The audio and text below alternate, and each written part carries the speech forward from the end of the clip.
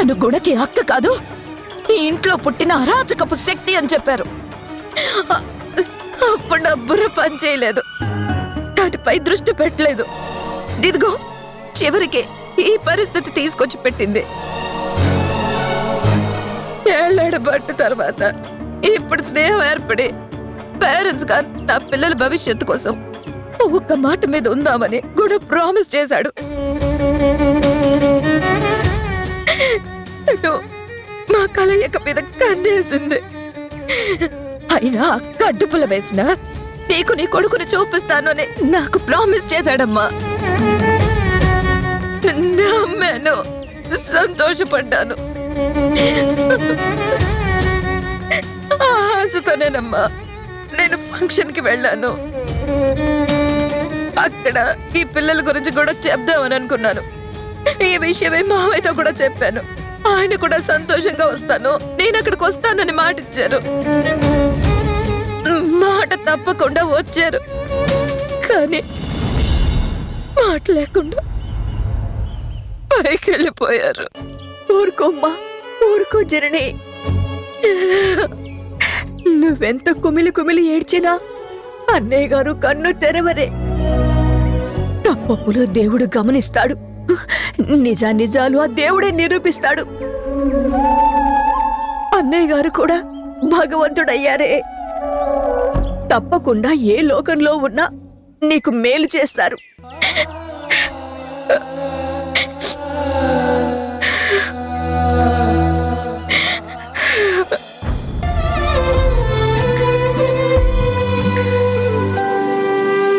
రాయి రప్పల్లి తీసుకొచ్చి గుళ్ళో దేవత సేతావు, రక్త మాంసాలు మాకు పోసి మట్టి పాలు కమ్మంటావు.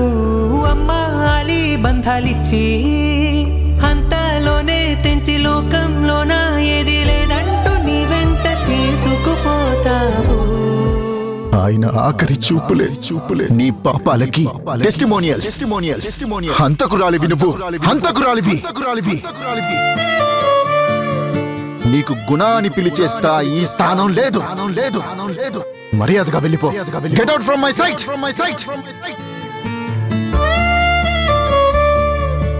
ఇప్పుడు అమ్మ ఎంత ఏడ్చి ఏం లాభం? పెద్దతనంగా వచ్చి వివరంగా చెప్పి నాన్న మనసు మార్చి వీళ్ళ కాపురం చెక్కదిద్దాలని చూసిన తాతయ్య చనిపోయాడు. ఇంక నాన్న మనల్ని ఎలా నమ్ముతాడ్రా? అసలు నాకు అర్థం కాక అడుగుతున్నాను, వాళ్ళ పిల్లల గురించి తాతయ్య చెప్పడం ఏంటి? ఇన్నేళ్ళు మన విషయం నాన్న దగ్గర దాటం అమ్మ చేసిన పెద్ద తప్పు. అవునరా, ఆలోచిస్తే నాకు అలాగే అనిపిస్తుంది. ఆలోచించడం ఏంటక్క, 100% అదే కరెక్ట్. అవునరా, మనకు వచ్చాక కదా నాన్న గురించి అడిగింది.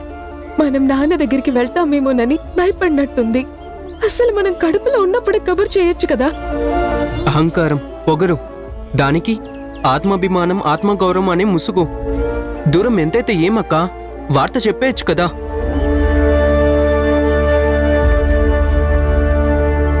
ఇన్నేళ్ళ తర్వాత తాతయ్య సాక్షిగా రావడం ఎందుకు, చెప్పడం ఎందుకు?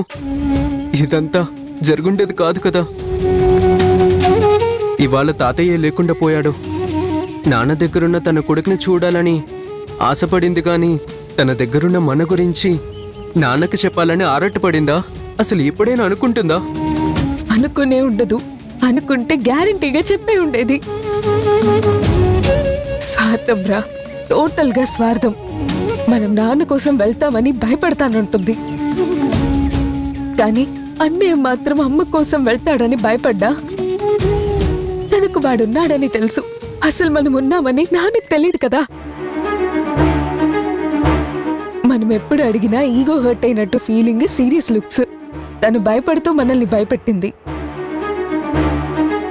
ఏ ఒక్క మాట నాన్నతో చెప్పుంటే ఇవాళ ఇంత అనర్థం జరుగుండేది కాదు కదా. 100% ఇది అమ్మ చేసిన మిస్టేకే. తన సెల్ఫిష్నెస్ కోసం మన ఫ్యూచర్ అంతా స్పాయిల్ చేసింది.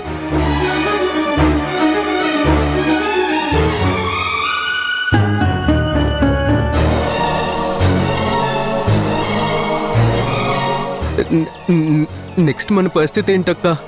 నాన్న నా పిల్లలు కాదంటున్నాడు, ఇప్పుడెలా? ఒక్క ఆలస్యం ఇంత అనర్థానికి మూలమైందిరా? ఏదైనా తను చేసిన పనికి అమ్మ మీద సింపతి రావడం లేదు, కోపం వస్తోందిరా, కోపం. అందుకే కదా అక్కడ ఓదార్చుకుంటే ఇక్కడికి వచ్చి మనం ఏడుస్తూ ఉన్నాం.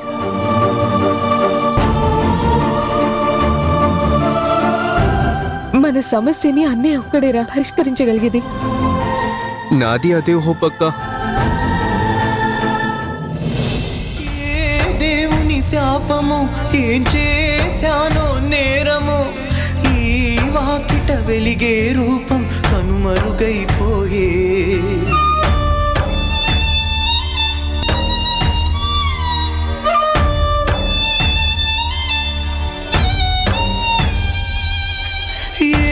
జన్మల పాపము నాశల దీపమే, చీకటిలో నన్నిడిచి ఏ లోకం పోయే. చితిరేపే మంటలో గుండె రగిలనే, ఇది ఆడు ఆటలో కన్నీరె మిగిలనే. నే కొలిచే నా ప్రాణమే నిప్పుల్లో బుగ్గాయేరా.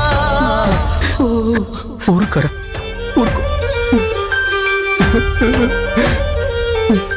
తాతయ్య ఊరుకోరా, ఇలా కుమిలిపోతే ఎలారా? చేడవటం కాదు, రేపేం చేయాలో ఆలోచించు. నేను నువ్వే సముదాయించుకోవాలరా. నువ్వే అన్ని ప్రశ్నలకి సమాధానం వెతకాలి. అసలు మనం ఎందుకు ఏడుస్తున్నాం అంకుల్? ఏం జరిగింది? అంతా తారుమారైపోయింది. బర్త్డే రోజు నేను తన కొడుకునని అమ్మకి తెలిస్తే అమ్మ నన్ను ప్రేమగా గుండెలకి హత్తుకుంటుంది అనుకున్నాను. మధు చిన్నాలు నా తమ్ముడు చెల్లెలని నాన్నకి తెలిస్తే నాన్న వాళ్ళని చేరదీస్తాడు, అక్కున చేర్చుకుంటాడు అనుకున్నాను. కానీ ఏంటిది, టోటల్గా మొత్తం రివర్స్ అయిపోయింది.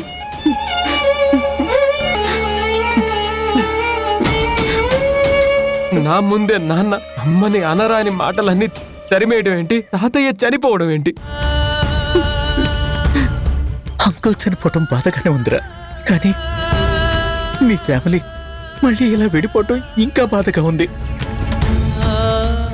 కానీ ఇప్పుడు మనం ఏం చేయగలం చెప్పు?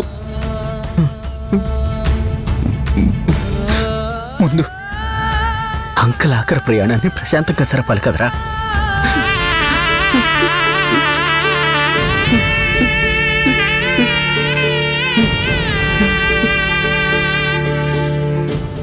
అంకుల్, తాతయ్య దహన సంస్కారాలకి అమ్మ మధు చిన్న ఎలాగైనా ఇక్కడ ఉండాలి. ముందు మనం దాని మీద ఫోకస్ చేయాలి. నిజమేరా, నేను అదే ఆలోచిస్తున్నాను. కానీ ఇప్పుడున్న పరిస్థితుల్లో సాధ్యమవుతుందంటావా? సాధ్యపడేలా చెయ్యాలి అంకుల్. ఎలాగైనా సరే అక్కడ అమ్మ మధు చిన్న అందరూ ఉండాల్సిందే. వాళ్ళ సమక్షంలోనే తాతయ్య అంత్యక్రియలు జరగాలి. దాన్నే మనం టార్గెట్ గా తీసుకోవాలి. అది కాదురా తరుణ్, రిస్క్ అవుతుందేమో. లేదు, ఎంత రిస్క్ అయినా ఫేస్ చేయాలి. డెఫినెట్ గా వాళ్ళు అటెండ్ అయ్యేలా చెయ్యాలి. సరే, ఏదో ఒకటి ఆలోచిద్దాం. ఈ విషయం మీదే కాన్సన్ట్రేట్ చేద్దాం.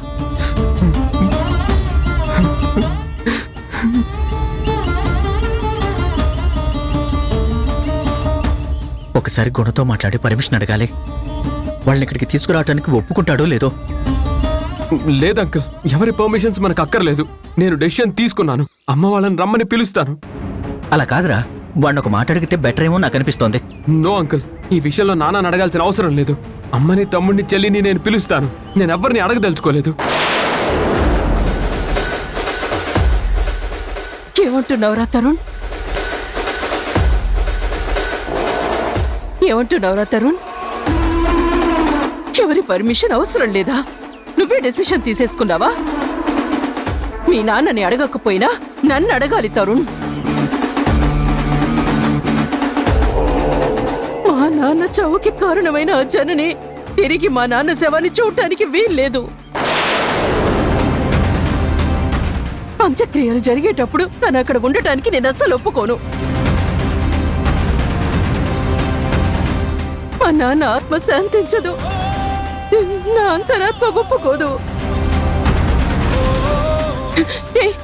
అసలు ఇంత జరిగాక వాళ్ళని పిలుద్దాం అనటానికి నీకు మనస్సాక్షి ఎలా వస్తుందిరా? జరిగిన అనర్థానికి ఆవిడే కదా కారణం.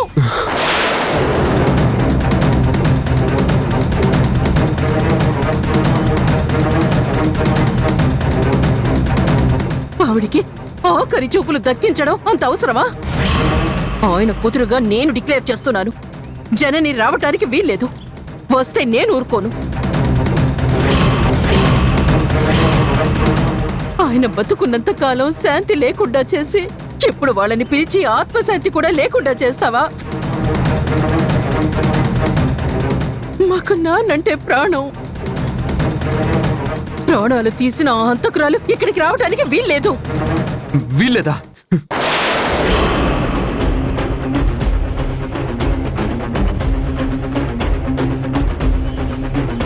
ఈ విషయంలో ఎవ్వరు ఏమన్నా నేను ఒప్పుకోను. వద్దన్నా కుదరదన్నా అమ్మ వాళ్ళు వచ్చి తీరాల్సిందే.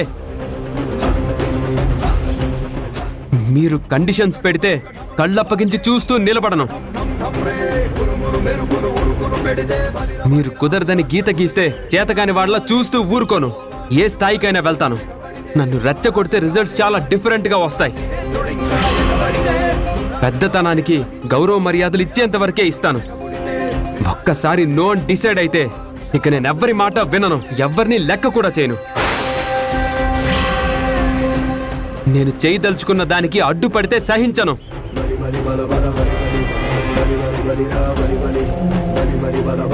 తరుణ్, ఆవేశపడకు ప్లీజ్, నా మాట విను. వద్దంకల్, మీరు నన్నేదో సముదాయించడానికి చూడకండి. యువతల హార్ట్ బర్స్ట్ అయి నేను ఏడుస్తూ ఉంటే మీరేంటి కూల్ కూల్ అంటారు? ఇది కూల్గా ఉండే సిచ్యువేషన్ కాదు.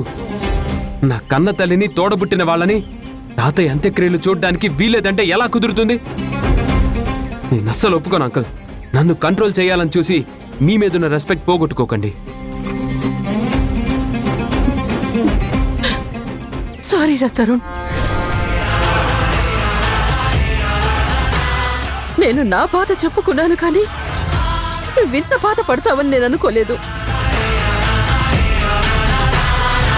నీ మనసులో ఉన్న ప్రేమ, ఆపేక్షలని కాదని నేను నా మర్యాద పోగొట్టుకోవాల్సిన అవసరం లేదు. మా నాన్న కాబట్టి, ఆయన ఆత్మశాంతి కోసం ప్రయత్నం చేయవలసిన దాన్ని కాబట్టి నిన్ను ఎవ్వరినీ పిలవటానికి వీల్లేదు అన్నాను. కాదు కూడదు అని నువ్వు పంతానికి, పట్టుదలకి పోతే నేనెదురొచ్చి స్థాయి తగ్గించుకోవాల్సిన అవసరం నాకు లేదు. నువ్వు ఎన్ని అన్నా నువ్వంటే నాకు ఇష్టం రా. నీ మనసు కష్టపెట్టి నేను అడ్డుపడ్డం దేనికి? నీ మనసుకి నచ్చిందే చేయరా. నీ కన్న తల్లి రావాలని కోరుకుంటున్నావు, కానివ్వు. వద్దని నేనెందుకు చెడ్డదాన్ని కావాలి?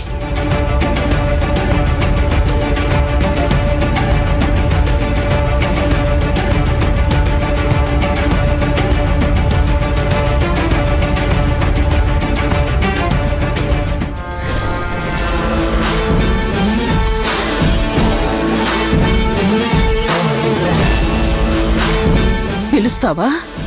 అదొస్తుందా? రాణి, నిన్న ఫంక్షన్లో జరిగిన పరాభవం సరిపోలేదేమో. రాణి, అంతకంటే దారుణంగా అవమానించి పంపిస్తా. మా నాన్న చితిమంటల సాక్షిగా అది ఆ క్షణమే చచ్చిపోవాలి అనుకునేంతలా కొమ్మిలి కొమ్మిలి ఏడ్చేలా చేస్తా. నా తమ్ముడితో, నా తండ్రికి, నీతో, నీ తల్లికి తలకొరివి పెట్టిస్తా.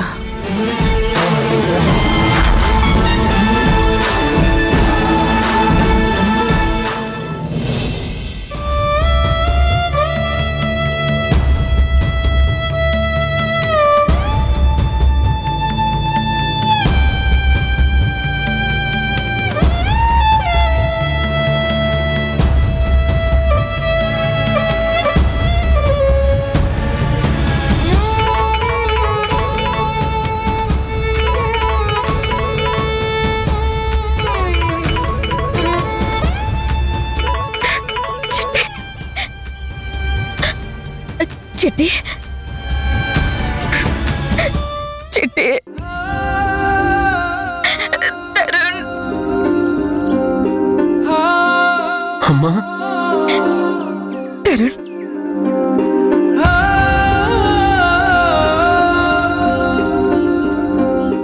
అమ్మా ప్లీజ్ అమ్మా ఏడోకమ్మా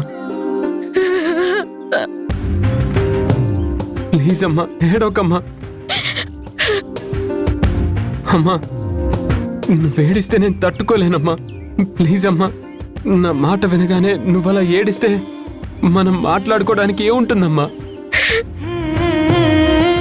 నా మాట వినమ్మా నన్ను సముదాయించాల్సిన దానివి నిన్ను నేను సముదాయించగలను అమ్మా ఊరుకోమ్మా ప్లీజ్ అమ్మా నీ పలకరింపిలా మొదలవుతుందని నా ప్రేమ ఇలా పంచుకోవాల్సి వస్తుందని నేనెప్పుడు ఊహించలేదురా.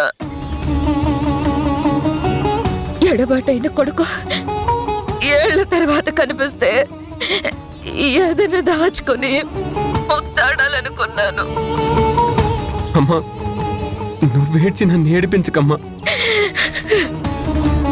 ప్లీజ్ అమ్మా నువ్వు బాధపడితే నేను బాధపడతానమ్మా. సరే నాన్న, ఇంతకీ మావయ్యని ఎప్పుడు తీసుకెళ్తున్నారు? నువ్వు మధు చిన్న అందరూ వచ్చాకే అమ్మా. మీరందరూ లేకుండా తాతయ్యని ఎలా సాగనంపగలను చెప్పు. చిట్టి ఈ మాట నాకు చాలా ధైర్యాన్ని ఇస్తుందిరా. అసలు మావయ్యని ఇలా చూడాల్సి వస్తుందని నేను అసలు అనుకోలేదురా. కళ్ళల్లో పెట్టుకుని ఏ కష్టం రాకుండా చూసుకుందాం అనుకున్నాను. ఆయన సంతోషం కోసమే బ్రతకాలనుకున్నాను.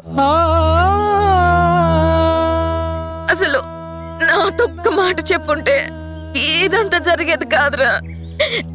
కనీసం నేను గుణని నిన్ను చూడాలని అడగకుండా ఉన్నా బాగుండేది. నా ఒక చిన్న ఆశ ఇన్ని అనర్థాలకు దారి తీసిందిరా. తాతయ్య అందరం కలిసి ఉంటే చూడాలనుకున్నాడు, కానీ విధి తల్లకిందులు చేసింది. జరిగిన దానికి ఎన్నెన్నో కారణాలు. ఎవరెవరో వెనకుండొచ్చు. నిన్ను నువ్వు బ్లేమ్ చేసుకోకమ్మా. తప్పంతా నీది అన్నట్లుగా జడ్జ్ చేసుకోకమ్మా. నాది కాదని ఎలా అనుకోనరా? నా కొడుకుని చూడబోతున్నాను మావయ్య అని నేను కనుక చెప్పుండకపోతే అసలు మావయ్య వచ్చి ఉండేవాళ్లే కాదు. నువ్వొక్కదానివే చెప్పావని ఎందుకు అనుకుంటావమ్మా? మేం కూడా తాతయ్యతో చెప్పాం. ఆయన పాపం అందరి సంతోషాలు చూడాలని ఆరాటపడొచ్చారు. అందులో నీ తప్పేం లేదమ్మా. తప్పు పోరా. నేను ఒక మాట అడుగుతాను, చెప్పు.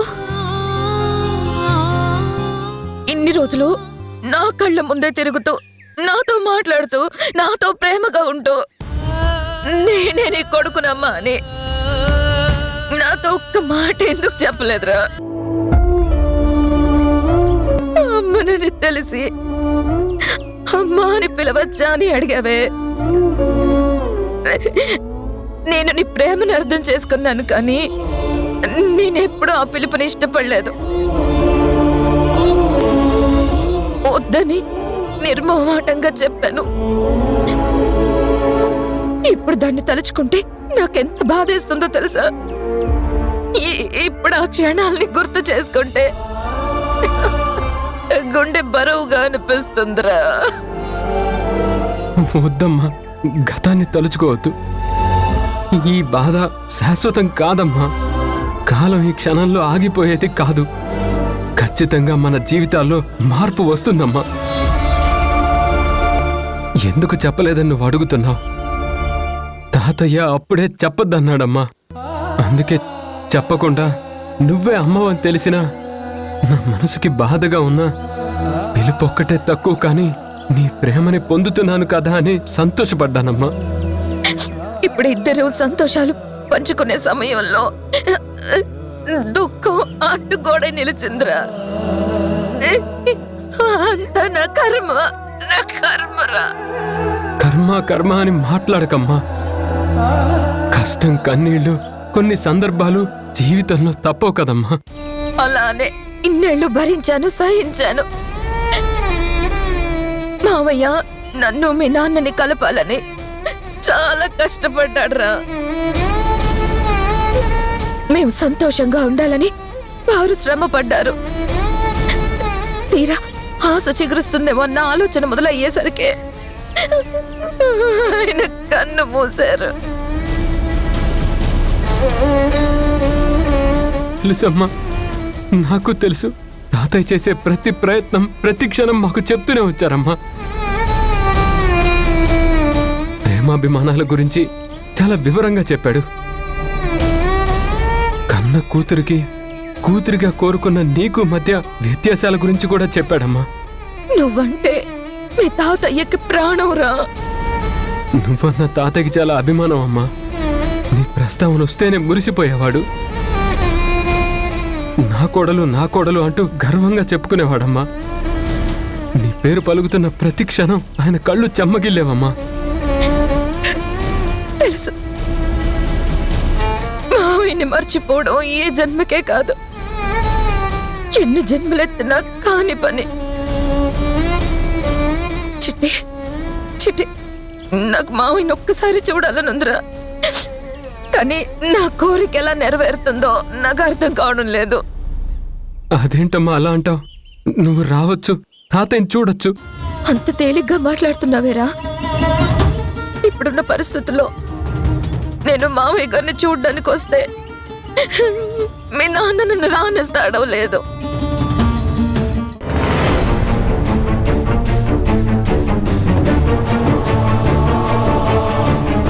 ఎవరండి మీరు? చనిపోయింది మా మావయ్య. నేను మా మావయ్యని చూడ్డానికి వచ్చాను. మీరు రావడానికి వీల్లేదు. మమ్మల్ని రావద్దని నువ్వెవరు చెప్పడానికి? గుణా సార్ చెప్పారు. మీరు రావడానికి వీల్లేదు.